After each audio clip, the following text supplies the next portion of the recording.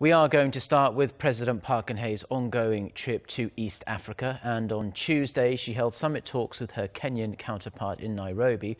Seoul pledged to support Kenya's development and economic growth in high-tech areas, as well as achieving the country's power generation goals. The Kenyan leader also slammed North Korea's nuclear missile provocations and vowed to carry out necessary measures to fully implement UN resolutions on the regime.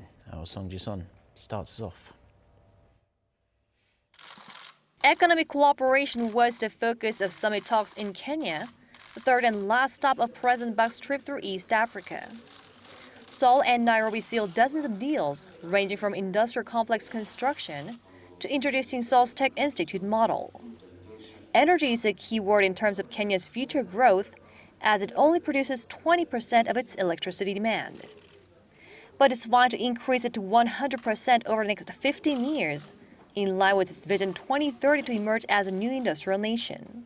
Seoul will seek to participate in Kenya's geothermal and nuclear power plant projects, as well as build a block of Kenya's new industrial complex, paving the way to export products there tax-free to the U.S. via East African free trade deals.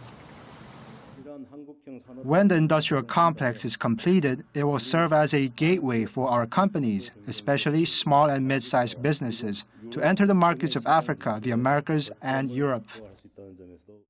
Korea also plans to share its knowledge in the e-government, ICT, and health sectors, while also helping to build an institute for science and technology in Kenya, modeled after KAIST, enabling Nairobi to foster high-tech for growth.